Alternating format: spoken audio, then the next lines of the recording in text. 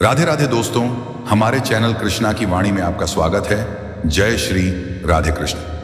प्रिय मित्रों, वीडियो आरंभ करने से पहले आइए हम सब मिलकर एक प्रार्थना करें। हे कृपालु कृष्ण, जो भी भक्त आज इस अमृतमय वाणी को सुन रहा है, उसके जीवन में आपकी कृपा सदैव बनी रहे। उसके सारे कष्ट, दुख और भ्रम आपके चरणों में समर्पित होकर समाप्त हो जाएं। मित्रों, इस अद्भुत वाणी को सुनने से पहले अपने हृदय में उमड़ती भक्ति और प्रेम को नीचे कमेंट में जय श्री राधे कृष्ण लिखकर व्यक्त करें और हमारे चैनल को सब्सक्राइब करना ना भूलें। भगवान श्री कृष्ण कहते हैं, जो होता है अच्छे के लिए होता है। ये कोई दिल बहलाने वाला वाक्य नहीं है, ये जीवन का सबसे कठोर और सबसे सच्चा नियम है। क्योंकि अगर हर दर्द बेकार होता तो इंसान टूटने के बाद उठना नहीं सीखता। अगर हर हार व्यर्थ होती तो जीत का अर्थ ही नहीं होता। जो आज तुम्हें तोड़ रहा है वही कल तुम्हें इतना मजबूत बना देगा कि तुम खुद हैरान रह जाओगे कि कभी इसी बात ने तुम्हें रुलाया था। याद रखो, जिंदगी तुम्हें सजा नहीं देती, जिंदगी तुम्हें तैयार करती है और तैयारी हमेशा कठिन होती है।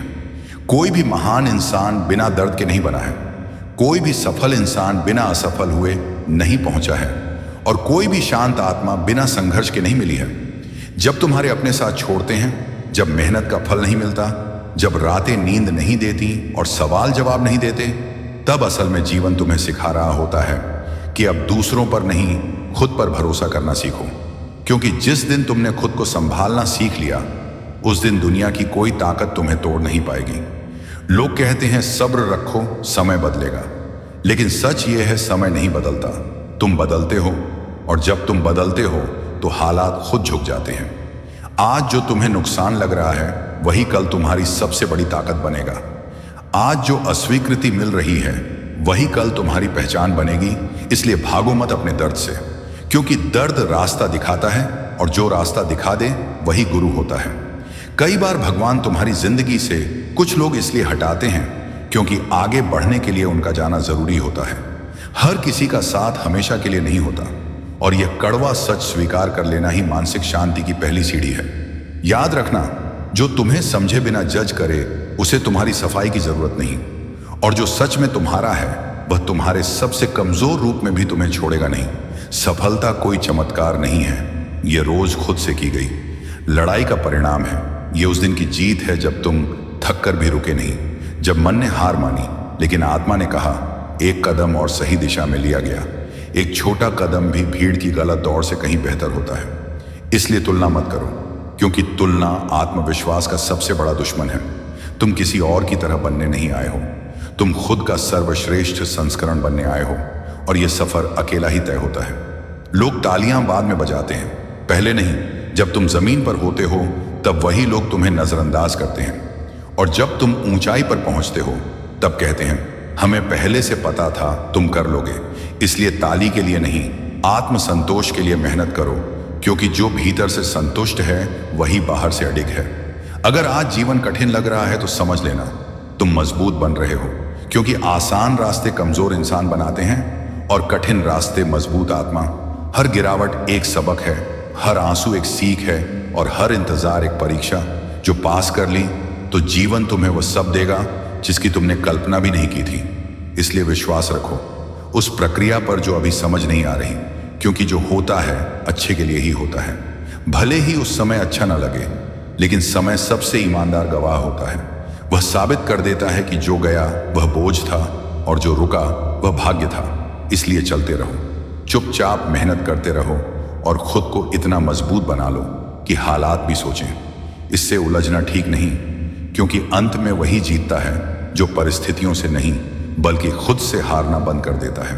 और याद रखना, जब जिंदगी तुम्हें लगातार गिरा रही हो तो इसका मतलब यह नहीं कि तुम कमजोर हो, बल्कि इसका मतलब यह है कि तुम्हें मजबूत बनाने की प्रक्रिया चल रही है।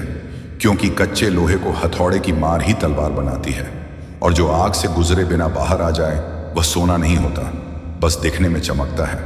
लोग अक्सर कहते हैं भगवान ने मेरे साथ ऐसा क्यों किया, लेकिन कभी यह नहीं पूछते कि भगवान मुझे किस लायक बना रहे हैं। क्योंकि हर आंसू एक तैयारी है, हर अपमान एक प्रशिक्षण है और हर असफलता एक दिशा संकेत जो तुम्हें तुम्हारी असली मंजिल की ओर मोड़ रहा है। तुम सोचते हो कि तुम्हारा समय खराब चल रहा है, लेकिन सच यह है कि तुम्हारा धैर्य परखा जा रहा है, क्योंकि बिना धैर्य के मिली सफलता अहंकार बनती है और धैर्य से मिली सफलता संस्कार बनती है। कई बार जिंदगी तुम्हें अकेला इसलिए करती है ताकि तुम भीड़ की आवाज से बाहर आकर अपनी आत्मा की आवाज सुन सको, क्योंकि भीड़ हमेशा सुरक्षित रास्ता दिखाती है, लेकिन मंजिल हमेशा अलग रास्ते पर मिलती है। जिस दिन तुमने यह समझ लिया कि हर कोई तुम्हारा नहीं हो सकता, उस दिन तुम्हारा दिल हल्का हो जाएगा और दिमाग शांत, क्योंकि उम्मीदें टूटती नहीं हैं, उम्मीदें चुभती हैं, और जितनी ज्यादा उम्मीदें उतनी ज्यादा चोट। इसलिए कम लोगों से उम्मीद रखो, लेकिन खुद से बहुत ज्यादा, क्योंकि खुद से की गई उम्मीद कभी धोखा नहीं देती। दुनिया तुम्हें तब तक नहीं समझेगी जब तक तुम खुद को साबित नहीं कर देते, और यह साबित करना शोर मचाकर नहीं, खामोशी से लगातार सही काम करते रहकर होता है। याद रखो, जो आज तुम्हें नजरअंदाज कर रहे हैं वही कल तुम्हारी कहानी दूसरों को सुनाएंगे, लेकिन तब तुम्हें उनकी स्वीकृति की जरूरत नहीं होगी, क्योंकि आत्मसम्मान तब जन्म लेता है जब तुम बिना तालियों के भी सही रास्ते पर चलते हो। जिंदगी में हर किसी को सब कुछ नहीं मिलता, लेकिन जो मिला है उसी में जो आगे बढ़ जाता है वही विजेता होता है, क्योंकि शिकायत करने से समय बर्बाद होता है और स्वीकार करने से रास्ता खुलता है। कई बार तुम्हें लगेगा कि तुम बहुत दे रहे हो और बदले में कुछ नहीं मिल रहा, लेकिन यह मत भूलना कि जीवन कभी तुरंत हिसाब नहीं करता, वह ब्याज के साथ लौट आता है। इसलिए अच्छा बनो, दिखने के लिए नहीं बल्कि सुकून के लिए, क्योंकि जो भीतर से साफ होता है वही बाहर से निडर होता है, और निडर इंसान को दुनिया की कोई भी परिस्थिति गुलाम नहीं बना सकती।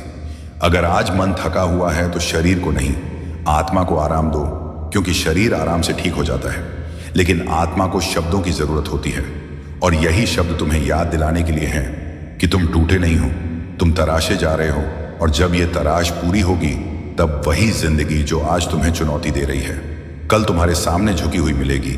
इसलिए चलते रहो बिना शोर किए, बिना शिकायत किए, बिना किसी को साबित करने की जल्दी किए, क्योंकि जो सच में ऊपर जाता है वह नीचे की बातें सुनना बंद कर देता है, और अंत में बस यही सत्य रह जाता है कि जो हुआ वह अच्छे के लिए ही हुआ, और जो हो रहा है वह तुम्हें उस इंसान में बदल रहा है जिससे तुम खुद भी प्यार कर सको।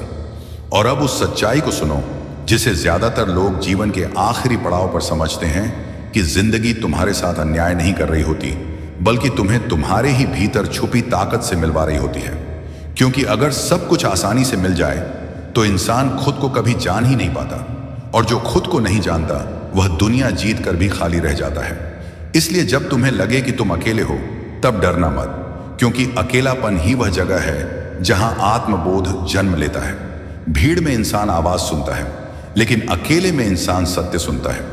कई बार भगवान तुम्हें तोड़ते नहीं हैं, बल्कि तुम्हारे भ्रम तोड़ते हैं, ताकि तुम उस झूठे सहारे से बाहर आ सको जिस पर तुमने अपनी पूरी उम्मीद टिका रखी थी। याद रखना, सहारे छिनते नहीं हैं, सहारे बदले जाते हैं, और जब इंसान खुद का सहारा बनना सीख लेता है तब उसे किसी के आने या जाने से फर्क नहीं पड़ता, क्योंकि उसका संतुलन अब बाहरी परिस्थितियों पर नहीं बल्कि आंतरिक स्थिरता पर टिका होता है। आज जो दर्द तुम्हें चुप करा रहा है वही कल तुम्हें इतना गहरा बना देगा कि तुम्हारे शब्द दूसरों की आत्मा तक पहुंचेंगे, लेकिन उस दिन तुम बोलोगे नहीं, तुम्हारी मौजूदगी ही काफी होगी, क्योंकि जिसने खुद से युद्ध जीता होता है उसे दुनिया से लड़ने की जरूरत नहीं पड़ती। लोग अक्सर सोचते हैं कि सफलता का मतलब आगे निकल जाना है, लेकिन असली सफलता है भीतर से शांत हो जाना, क्योंकि आगे तो कई लोग निकल जाते हैं लेकिन भीतर से शांत बहुत कम होते हैं। तुमने देखा होगा, कुछ लोग सब कुछ होने के बावजूद अशांत रहते हैं, और कुछ लोग बहुत कम में भी मुस्कुरा लेते हैं। यही अंतर है आत्मा से जीने और अहंकार से जीने में। जब तुम हर परिस्थिति को सीख मान लोगे तब कोई भी स्थिति तुम्हें सजा नहीं लगेगी, और यही वह क्षण होता है जब कर्म बोझ नहीं बनता, साधना बन जाता है, क्योंकि तब तुम परिणाम के नहीं प्रक्रिया के प्रेमी बन जाते हो, और जो प्रक्रिया से प्रेम करता है वह कभी असफल नहीं होता, भले ही परिणाम देर से आए या किसी और रूप में आए। कई बार जीवन तुम्हें वह नहीं देता जो तुम चाहते हो, क्योंकि वह तुम्हें वह देने की तैयारी कर रहा होता है जिसकी तुम्हें अभी कल्पना भी नहीं होती। इसलिए जो नहीं मिला उसके लिए कड़वाहट मत पालो, क्योंकि कड़वाहट सबसे पहले उसी को जलाती है जो उसे पालता है। क्षमा करना कमजोरी नहीं है, ये आत्मा की सबसे बड़ी शक्ति है, क्योंकि जो माफ कर देता है वही मुक्त हो जाता है, और जो मुक्त हो गया उसे कोई बांध नहीं सकता, न अतीत, न लोग, न परिस्थितियां।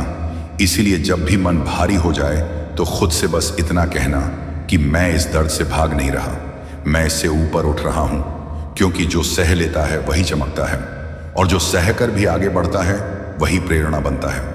और अंत में जब तुम पीछे मुड़कर देखोगे तो समझ आ जाएगा कि जिन रास्तों पर तुम रोए थे वही रास्ते तुम्हें यहां तक लाए थे, और तब तुम्हारे होंठों पर कोई शिकायत नहीं होगी, सिर्फ एक गहरी सांस होगी और मन से निकली हुई वही सच्ची पंक्ति कि जो हुआ वह अच्छे के लिए ही हुआ। श्री कृष्ण कहते हैं, हम दिन रात मेहनत करते हैं और जब असफल होते हैं तो मन टूट जाता है, और जब सफल हो जाते हैं तो मन फूल जाता है। अहंकार चुपचाप दिल में घर बना लेता है। हम जो भी करते हैं किसी न किसी फल की चाह में करते हैं, धन के लिए, यश के लिए, या बस किसी की एक छोटी सी प्रशंसा के लिए। हम कहते भले ही हो कि मैं निस्वार्थ हूं, लेकिन भीतर कहीं ना कहीं एक उम्मीद जरूर छिपी होती है, और जब वह उम्मीद पूरी नहीं होती तो दुख जन्म लेता है। यही इच्छा, यही अपेक्षा हमारे लगभग हर दुख की जड़ बन जाती है। अर्जुन भी यही उलझन लेकर भगवान श्री कृष्ण के सामने खड़े थे। अगर कर्म मेरा धर्म है तो फिर यह सुखदक, यह पीड़ा, यह द्वंद्व क्यों? और ठीक यहीं इस गहन मौन के बीच भगवान श्री कृष्ण गीता का वह वाक्य कहते हैं जो केवल श्लोक नहीं बल्कि जीवन को देखने का पूरा दृष्टिकोण बदल देता है। एक ऐसा श्लोक जिसे हम में से अधिकांश ने कभी ना कभी सुना है, लेकिन शायद उसकी गहराई में कभी उतरे नहीं, और यहीं से कर्म और फल के बीच का वह रहस्य खुलना शुरू होता है जो मनुष्य को बंधन से मुक्ति की ओर ले जाता है। भगवान श्री कृष्ण कहते हैं, कर्मण्यवधिकारस्ते मां फलेषु कदाचन माम कर्म फल हेतुरभूर्मा ते संगो वस्त कर्मणि। इसका सरल अर्थ है, हे अर्जुन, तेरा अधिकार केवल कर्म करने में है, उसके फल में कभी नहीं। इसलिए तू कर्मों के फल का कारण मत बन और ना ही कर्म न करने में आसक्ति रख। यह गीता का और शायद इस संसार का सबसे क्रांतिकारी विचार है। इसे निष्काम कर्म कहते हैं। इसका यह अर्थ नहीं है कि आप फल की इच्छा ही ना करें या लक्ष्य ही ना बनाएं। लक्ष्य बनाना आवश्यक है, लेकिन अपनी पूरी चेतना, अपनी पूरी ऊर्जा केवल और केवल कर्म करने में लगा दें, परिणाम पर नहीं। इसे एक उदाहरण से समझते हैं। मान लीजिए आप किसी परीक्षा की तैयारी कर रहे हैं। आपके सामने दो रास्ते हैं। पहला रास्ता, आप दिन रात यही सोचते रहें कि क्या मैं पास होऊंगा? अगर नहीं हुआ तो क्या होगा? लोग क्या कहेंगे? मेरे माता पिता निराश हो जाएंगे। इस चिंता में आपकी आधी ऊर्जा समाप्त हो जाएगी और आप ठीक से अध्ययन भी नहीं कर पाएंगे। दूसरा रास्ता यह है कि आप परिणाम को पूरी तरह भगवान श्री कृष्ण पर या उस परम शक्ति पर अर्पित कर दें और अपना 100% ध्यान केवल अध्ययन पर लगाएं। आप हर विषय को मन लगाकर पढ़ें, हर प्रश्न को हल करें और अपने कर्म को एक यज्ञ की तरह, एक पूजा की तरह करें। अब आप स्वयं बताइए, किस रास्ते पर सफलता की संभावना अधिक है? निश्चय ही दूसरे रास्ते पर, क्योंकि जब आप फल की चिंता से मुक्त हो जाते हैं तो आपका मन शांत हो जाता है और आप अपना सर्वश्रेष्ठ प्रदर्शन कर पाते हैं। हमारे जीवन में अधिकांश तनाव और चिंता का कारण यही है कि हम हमेशा भविष्य में जीते हैं। हम काम अभी कर रहे होते हैं, लेकिन हमारा मन 10 दिन बाद या 10 महीने बाद मिलने वाले परिणाम में उलझा रहता है। अगर पदोन्नति नहीं मिली तो, अगर वह मुझे छोड़कर चली गई तो, अगर मेरा व्यवसाय असफल हो गया तो, यही अगर मगर हमारी सारी खुशी और शांति छीन लेते हैं। निष्काम कर्म हमें वर्तमान में जीना सिखाता है। यह कहता है कि तुम्हारे हाथ में केवल तुम्हारा कर्म है, तुम्हारा प्रयास है। परिणाम बहुत सी ऐसी बातों पर निर्भर करता है जो तुम्हारे नियंत्रण में नहीं है। इसलिए जो तुम्हारे हाथ में है उसे पूरी ईमानदारी और लगन से करो और बाकी सब उस ब्रह्मांडीय शक्ति पर अर्पित कर दो। यह एक प्रकार का समर्पण है, एक प्रकार का भरोसा। जब आप ऐसा करते हैं तो एक अद्भुत शांति और निर्भयता का अनुभव होता है। फिर ना हार का भय रहता है, ना जीत का अहंकार। आप केवल अपने कर्म का आनंद लेते हैं। इसे अपने दैनिक जीवन में उतारने का प्रयास कीजिए।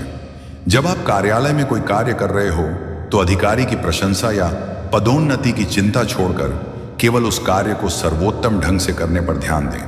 जब आप किसी संबंध में हो तो यह अपेक्षा छोड़ दें कि सामने वाला आपके लिए क्या करेगा, और केवल अपने हिस्से का प्रेम और अपनी जिम्मेदारी बिना शर्त निभाएं। जब आप अपने बच्चों का पालन पोषण कर रहे हो तो यह चिंता त्याग दें कि वे भविष्य में आपका नाम रोशन करेंगे या नहीं, और केवल उन्हें एक अच्छा इंसान बनाने के अपने कर्म पर ध्यान दें। यह अभ्यास धीरे धीरे आपको स्थिर और शांत बना देगा। आपकी कार्य क्षमता बढ़ेगी, आपके संबंध सुधरेंगे और आपका मन अनावश्यक चिंताओं से मुक्त हो जाएगा। यदि आपको यह सिद्धांत समझ आया हो तो नीचे कमेंट बॉक्स में निष्काम कर्म अवश्य लिखें। लेकिन अब एक और गहरा प्रश्न उठता है। हम कर्म करते हैं, फल की चिंता भी नहीं करते, पर यह जो सुखद अपमान हार जीत का अनुभव होता है, यह किससे होता है? यह मैं कौन है जो इन सब से प्रभावित होता है? क्या यह मैं केवल यह शरीर है या इसके पीछे भी कोई और सत्य छिपा है?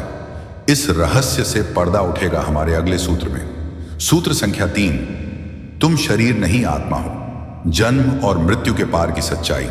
जब अर्जुन अपने ही सगे संबंधियों पर बाण उठाने की कल्पना से कांप रहे थे तो उनके दुख की जड़ युद्ध नहीं था, उनके दुख की जड़ थी मोह। उन्हें लग रहा था कि वह भीष्म पितामह को मार देंगे, कि उनका बाण द्रोणाचार्य के शरीर को चीर देगा।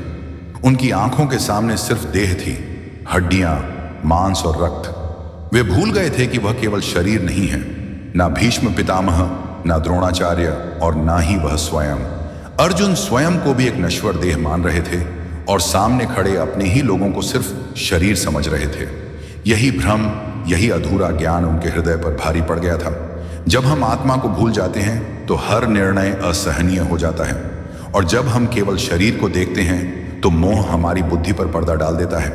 अर्जुन का यह भय, उनकी यह पीड़ा असल में हम सबकी ही कहानी है। यही भगवान श्री कृष्ण उन्हें वो ज्ञान देते हैं जो मृत्यु के भय को सदा के लिए समाप्त कर सकता है। वे कहते हैं, हे अर्जुन, जिनके लिए तुम शोक कर रहे हो वे शोक करने योग्य हैं ही नहीं। ना ऐसा है कि मैं किसी समय नहीं था, या तुम नहीं थे, अथवा यह राजा नहीं थे, और ना ऐसा है कि आगे हम सब नहीं रहेंगे। वे आगे कहते हैं, वासान से जीर्णानि यथा विहाय नवाणी घृणाय नरोपराण तथा शरीराण विहाय जीर्णा न्यासंयाति नवाणी। देह अर्थात जैसे मनुष्य पुराने वस्त्रों को त्याग कर नए वस्त्र धारण करता है, वैसे ही जीवात्मा पुराने शरीरों को छोड़कर नए शरीर को प्राप्त करती है। यह गीता का सबसे गहरा और सबसे सुकून देने वाला सत्य है। हम यह शरीर नहीं हैं, हम इस शरीर में निवास करने वाली एक अजर, अमर और अविनाशी आत्मा है। इस आत्मा को ना कोई शस्त्र काट सकता है, ना अग्नि जला सकती है, ना जल भिगो सकता है और ना वायु सुखा सकती है। यह आत्मा ना कभी जन्म लेती है और ना कभी मरती है। जन्म और मृत्यु तो केवल शरीर के होते हैं जो वस्त्र की भांति है। जब एक वस्त्र पुराना या फट जाता है तो हम उसे बदल देते हैं। आत्मा भी इसी प्रकार जब एक शरीर अपनी यात्रा पूरी कर लेता है तो उसे त्याग कर अपने कर्मों के अनुसार नया शरीर धारण कर लेती है। जब यह ज्ञान हमारे भीतर उतर जाता है तो मृत्यु का भय समाप्त हो जाता है, क्योंकि हमें समझ आ जाता है कि हमारा या हमारे प्रियजनों का कभी अंत नहीं होता। अंत तो केवल एक चरण का होता है। यात्रा सदा चलती रहती है। अब सोचिए, इस एक ज्ञान से हमारे जीवन की कितनी समस्याएं सुलझ सकती हैं। हम अपने शरीर को सुंदर बनाने, सुख देने के लिए दिन रात मेहनत करते हैं। अपने रूप, अपनी उम्र को लेकर चिंतित रहते हैं। हमें वृद्ध होने से डर लगता है, बीमार होने से डर लगता है। लेकिन जब हमें यह बोध होता है कि हम शरीर नहीं बल्कि वह चेतना है जो इस शरीर को चला रही है, तब शरीर से जुड़ी यह सारी चिंताएं छोटी लगने लगती हैं। इसका यह अर्थ नहीं कि हम शरीर की देखभाल छोड़ दें। शरीर एक मंदिर है जिसमें आत्मा का वास है, इसलिए इसे स्वस्थ रखना हमारा कर्तव्य है। लेकिन इससे मोह नहीं करना है, इसकी नश्वरता को समझना है। आज जो शरीर युवा और सुंदर है वह कल वृद्ध होगा और एक दिन मिट्टी में मिल जाएगा। लेकिन आप अर्थात आपकी आत्मा सदैव रहेगी। यही ज्ञान हमें संबंधों में भी एक नई दृष्टि देता है। जब हम किसी से प्रेम करते हैं तो वास्तव में उसके शरीर से नहीं बल्कि उसकी आत्मा से संबंध बनाते हैं। और जब कोई अपना इस संसार से विदा होता है तो दुख होना स्वाभाविक है। लेकिन गीता का ज्ञान हमें यह समझने की शक्ति देता है कि केवल उनका शरीर हमसे अलग हुआ है, उनकी आत्मा की यात्रा अभी भी जारी है। वे एक नए सफर पर निकल गए हैं। यही सोच हमें उस असहनीय दुख से बाहर आने का साहस देती है।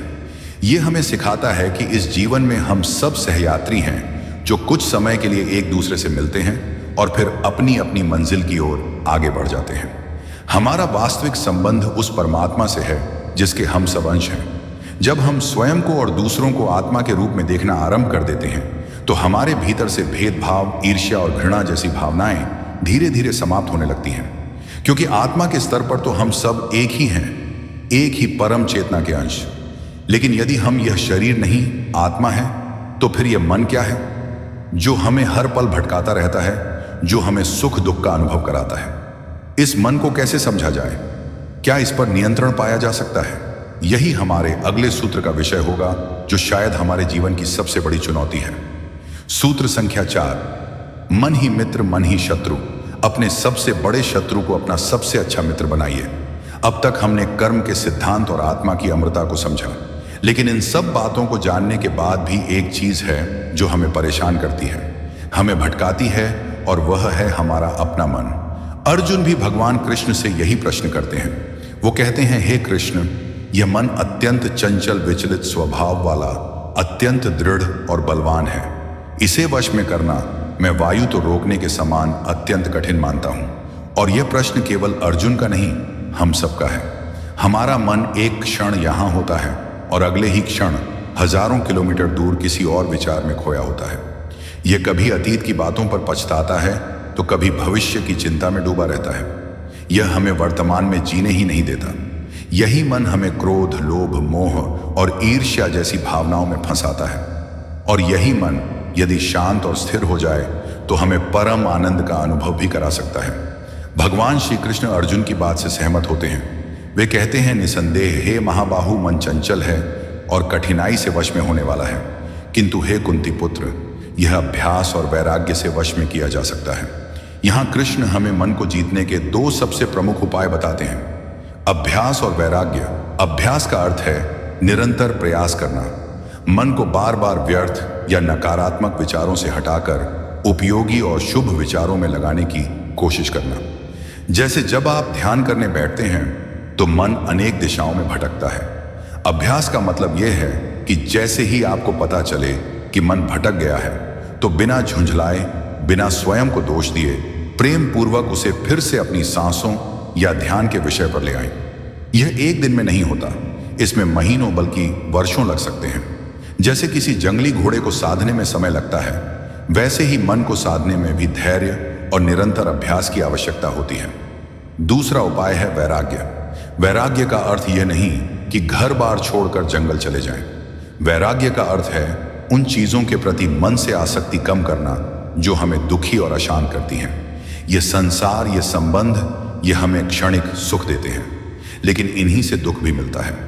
वैराग्य का मतलब है इन सब के बीच में रहते हुए भी मन से अनासक्त रहना। यह समझना कि कोई भी बाहरी वस्तु या कोई भी व्यक्ति हमें स्थायी सुख नहीं दे सकता।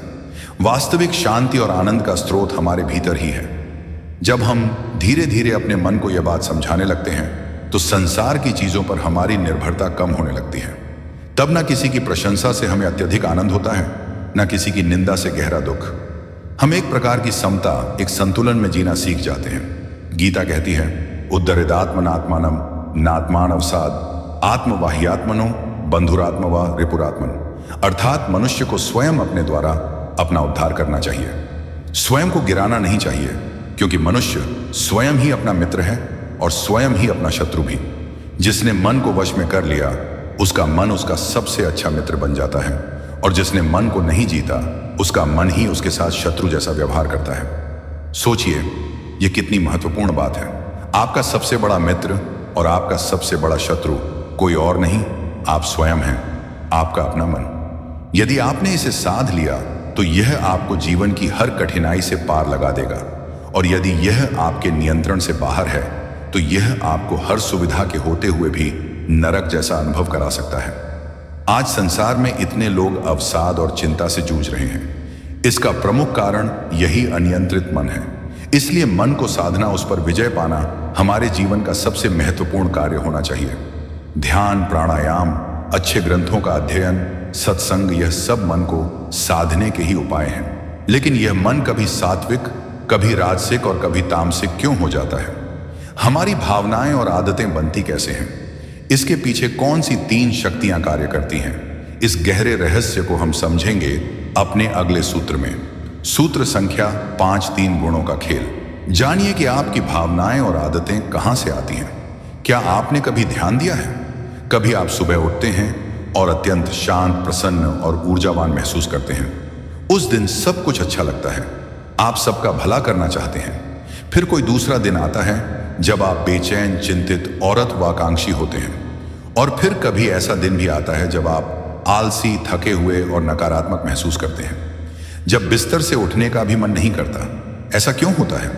हमारे मूड, हमारी भावनाएं और हमारी आदतें इस तरह क्यों बदलती रहती हैं? गीता इसका एक अत्यंत वैज्ञानिक और गहरा उत्तर देती है। भगवान श्री कृष्ण कहते हैं कि यह पूरी प्रकृति और हम सब मनुष्य 3 गुणों से बंधे हुए हैं। यह 3 गुण हैं, सत्वगुण, रजोगुण और तमोगुण। पहला गुण है सत्वगुण। सत्व का अर्थ है पवित्रता, संतुलन, ज्ञान और शांति। जब हमारे भीतर सत्वगुण प्रधान होता है तो हमारा मन शांत रहता है, हमें ज्ञान प्राप्त करने की इच्छा होती है, हमारे भीतर दया और करुणा का भाव रहता है, हमें सादा भोजन, शांत वातावरण और उत्तम संगति प्रिय लगती है। यह वह अवस्था है जब हम अपना सर्वश्रेष्ठ प्रदर्शन करते हैं और हमें सच्ची खुशी का अनुभव होता है। आपने देखा होगा कुछ लोग स्वभाव से ही बहुत शांत, सुलझे हुए और सकारात्मक होते हैं। उनके भीतर सत्व गुण की अधिकता होती है। यह गुण हमें सुख और ज्ञान के बंधन में बांधता है। दूसरा गुण है रजोगुण। रजस का अर्थ है क्रिया, जुनून, महत्वाकांक्षा और बेचैनी। जब हमारे भीतर रजोगुण प्रधान होता है तो हम अत्यंत सक्रिय हो जाते हैं। हमारे मन में अनेक इच्छाएं जन्म लेने लगती हैं। मुझे और पैसा चाहिए, बड़ा घर चाहिए, अधिक सफलता चाहिए। हमारा मन लगातार कुछ ना कुछ करने के लिए दौड़ता रहता है। वह एक पल भी शांत नहीं बैठ पाता। ऐसे लोगों को तीखा, मसालेदार भोजन और अत्यधिक शोर शराबा पसंद आता है। रजोगुण हमें कर्म और उसके फल के बंधन में बांधता है। आज की आधुनिक दुनिया में अधिकांश लोग इसी रजोगुण के प्रभाव में जीवन जी रहे हैं। हमेशा भाग दौड़, हमेशा प्रतिस्पर्धा, हमेशा और पाने की लालसा। यह हमें ऊर्जा तो देता है लेकिन शांति छीन देता है। तीसरा और सबसे खतरनाक गुण है तमोगुण। तमस का अर्थ है अंधकार, अज्ञान, आलस्य और जड़ता।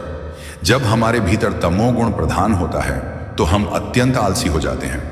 किसी भी काम में मन नहीं लगता, बस सोते रहने की इच्छा होती है। हमारी बुद्धि सुस्त हो जाती है और हम सही गलत का भेद नहीं कर पाते। हमें बासी भोजन, नशा और बुरी संगति आकर्षित करने लगती है। ये गुण हमें प्रमाद, आलस्य और निद्रा के बंधन में बांधकर पतन की ओर ले जाता है। अब सबसे महत्वपूर्ण बात यह है कि हम में से कोई भी पूरी तरह सात्विक, राजसिक या तामसिक नहीं होता। हम सभी में यह तीनों गुण विद्यमान हैं, बस उनकी मात्रा घटती बढ़ती रहती है। कभी सत्व अधिक होता है तो रजस और तमस दब जाते हैं, कभी रजस हावी हो जाता है तो कभी तमस। हमारा लक्ष्य होना चाहिए कि हम अपने जीवन में सत्व गुण को बढ़ाएं और रजस व तमस को कम करें। यह कैसे होगा? यह हमारे चुनावों पर निर्भर करता है। हम क्या भोजन करते हैं, हम किन लोगों के साथ रहते हैं, हम क्या देखते और सुनते हैं, हम अपने मन में कैसे विचार लाते हैं। इन सब का सीधा प्रभाव इन गुणों पर पड़ता है। यदि आप सात्विक भोजन, फल, सब्जियां, दूध का सेवन करते हैं, अच्छी पुस्तकें पढ़ते हैं, शांत और सकारात्मक लोगों के साथ रहते हैं, ध्यान और योग करते हैं, तो आपके भीतर सत्व गुण बढ़ेगा। इसके विपरीत यदि आप अत्यधिक तला भुना मसालेदार भोजन करते हैं, नकारात्मक सोच वाले लोगों के साथ रहते हैं, हिंसा और नफरत से भरी चीजें देखते हैं, तो आपके भीतर रजस और तमस गुण बढ़ेंगे। तो चुनाव आपके हाथ में है। आप अपने जीवन को किस दिशा में ले जाना चाहते हैं? आप अपने भीतर चल रहे इन 3 गुणों के खेल को कितना समझते हैं? इसी पर आपका सुख और दुख निर्भर करता है। लेकिन इन गुणों के अनुसार कर्म करते हुए क्या हमें दूसरों की नकल करनी चाहिए या हमारा कोई अपना विशिष्ट मार्ग भी है? गीता की भाषा में इसे स्वधर्म कहते हैं और यही हमारे अगले सूत्र का विषय है। सूत्र संख्या 6। क्या है आपका स्वधर्म? दूसरों की नकल करने की बजाय अपने मार्ग पर चलना क्यों आवश्यक है? आज हम एक ऐसी दुनिया में जी रहे हैं जहां सोशल मीडिया पर हर कोई अपनी सफलता की कहानियां दिखा रहा है। कोई सफल इंजीनियर है, कोई डॉक्टर, कोई बड़ा व्यवसाय। उन्हें देखकर हमारे मन में अक्सर यह विचार आता है, काश मैं भी ऐसा होता या मुझे भी यही करना चाहिए, तभी मैं सफल हो पाऊंगा। हम अपने बच्चों पर भी दबाव डालते हैं कि वे शर्मा जी के बेटे की तरह बने, डॉक्टर या इंजीनियर ही बने। चाहे उनकी रुचि किसी और क्षेत्र में हो।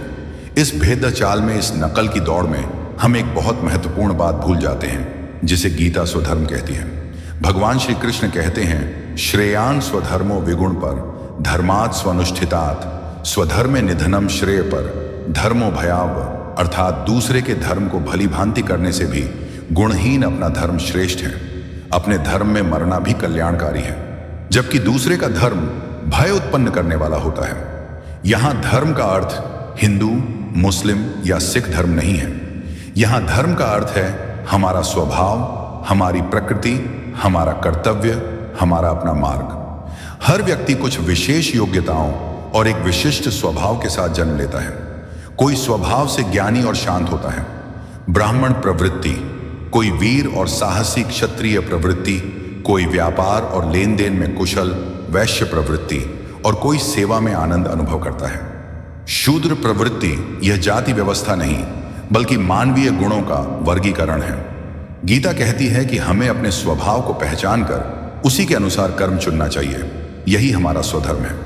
हो सकता है कि किसी दूसरे का मार्ग आपको अत्यंत आकर्षक लगे, उसमें अधिक पैसा या प्रतिष्ठा दिखाई दे, लेकिन यदि वह आपके स्वभाव के विपरीत है तो आप उसे ना ठीक से कर पाएंगे, ना उसमें आत्मिक शांति पाएंगे। कल्पना कीजिए, एक मछली है और एक बंदर है। बंदर का स्वभाव है पेड़ों पर उछलना कूदना, वही उसका स्वधर्म है, और मछली का स्वभाव है पानी में तैरना, वही उसका स्वधर्म है। अब सोचिए, अगर बंदर ये सोचे कि पानी में तैरना कितना सुखद होगा और वह नदी में कूद पड़े तो क्या होगा? वो डूब जाएगा। और अगर मछली यह सोचे कि पेड़ पर चढ़ना कितना सुंदर है और वह पानी से बाहर आ जाए तो क्या होगा? वो जीवित नहीं रह पाएगी। समस्या न बंदर में है न मछली में, समस्या है अपने स्वधर्म को भूल जाने में। जो प्राणी अपने स्वभाव के विरुद्ध चलता है वह चाहे कितना भी प्रयत्न कर ले, दुख ही पाता है। गीता यही समझाती है, दूसरों जैसा बनने की चाह हमें भटका देती है और अपना धर्म पहचानना हमें जीवन के प्रवाह में सहज बना देता है। यही सत्य अर्जुन के लिए भी था और आज हम सबके लिए भी। यदि आप एक कलाकार हैं, आपके भीतर रचनात्मकता है, लेकिन केवल धन के लिए आप ऐसी नौकरी में फंस गए हैं जहां प्रतिदिन एक ही नीरस कार्य करना पड़ता है, तो आप कभी प्रसन्न नहीं रह पाएंगे। आप अपना सर्वश्रेष्ठ नहीं दे संगीत पाएंगे। इससे बेहतर है कि आप अपने स्वधर्म, अपनी कला, अपनी प्रकृति के मार्ग पर चलें, चाहे आरंभ में कठिनाइयां हों या धन कम मिले, क्योंकि अंततः वही मार्ग आपको संतोष, शांति और सच्चे अर्थों में सफलता देगा। अपने स्वभाव के अनुसार काम करने में जो आनंद और संतोष है, वह करोड़ों रुपए कमाकर भी उस काम में नहीं मिल सकता जो आपके लिए बना ही नहीं है। इसीलिए अगली बार जब आप किसी और की सफलता से अपनी तुलना करें तो एक पल रुक कर सोएं। क्या उसका रास्ता मेरा भी रास्ता है? क्या मेरा स्वभाव और मेरी योग्यताएं उस काम के अनुकूल हैं?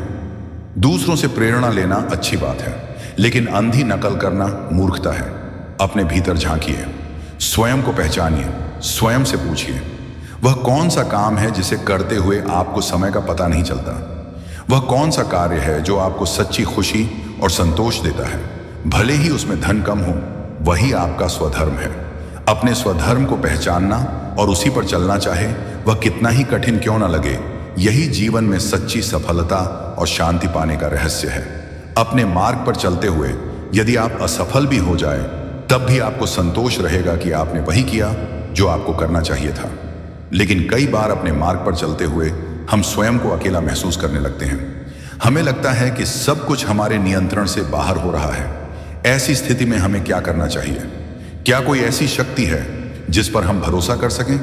गीता इसका भी उत्तर देती है, और वह उत्तर है समर्पण। इसी समर्पण के रहस्य को हम अगले सूत्र में जानेंगे। सूत्र संख्या 7, ईश्वर पर विश्वास। कैसे समर्पण करने से आपको वास्तविक शक्ति प्राप्त होती है। जीवन में कई बार ऐसे क्षण आते हैं जब हमें लगता है कि अब सब कुछ समाप्त हो गया। हमारी सारी मेहनत, हमारी सारी योजनाएं निष्फल हो जाती हैं। कोई बीमारी आ जाती है, कोई अपना बिछड़ जाता है या व्यवसाय में भारी नुकसान हो जाता है। ऐसी परिस्थितियों में हमारा मैं, हमारा अहंकार टूटने लगता है। हमें अनुभव होता है कि हमारे हाथ में वास्तव में कुछ भी नहीं है। हम कितना भी नियंत्रण करने का प्रयास कर लें, अंततः वही होता है जो होना होता है। ये वो क्षण होता है जब मनुष्य या तो पूरी तरह बिखर जाता है या फिर वह एक ऐसी शक्ति के सामने झुक जाता है जो उससे कहीं अधिक विशाल है। इसी झुकने को, इसी भरोसे को गीता समर्पण या भक्ति योग कहती है। भगवान श्री कृष्ण अर्जुन से कहते हैं, सर्वधर्मान परित्यज मामेकम शरणम ब्रज अहम त्वा सर्व पापेभ्यो मोक्ष्यामि मा शुचा। अर्थात सभी धर्मों, सभी कर्तव्यों के अहंकार को त्याग कर तू मेरी शरण में आ जा, मैं तुझे समस्त पापों से मुक्त कर दूंगा, तू शोक मत कर।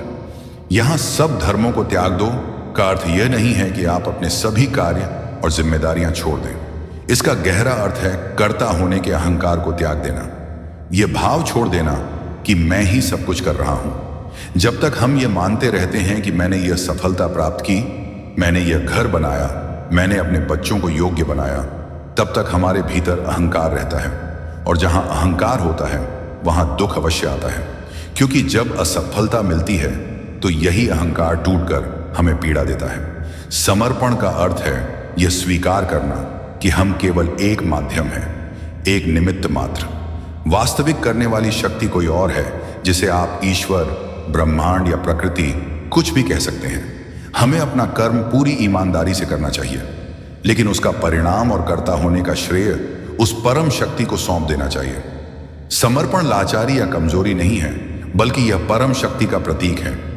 जब आप अपने छोटे से मैं को उस अनंत ब्रह्मांडीय चेतना के चरणों में अर्पित कर देते हैं तो उसकी शक्ति आपकी शक्ति बन जाती है। इसे ऐसे समझिए, एक छोटी सी बूंद जब तक स्वयं को अलग मानती है उसका अस्तित्व क्षणिक होता है। वह धूप में सूख सकती है, लेकिन जब वही बूंद स्वयं को सागर में विलीन कर देती है तो वह सागर बन जाती है, अनंत और असीम। इसी प्रकार जब हम अपने छोटे से अहंकार को ईश्वर को समर्पित कर देते हैं तो हम निडर और शांत हो जाते हैं। तब हमें यह विश्वास हो जाता है कि जो कुछ भी हो रहा है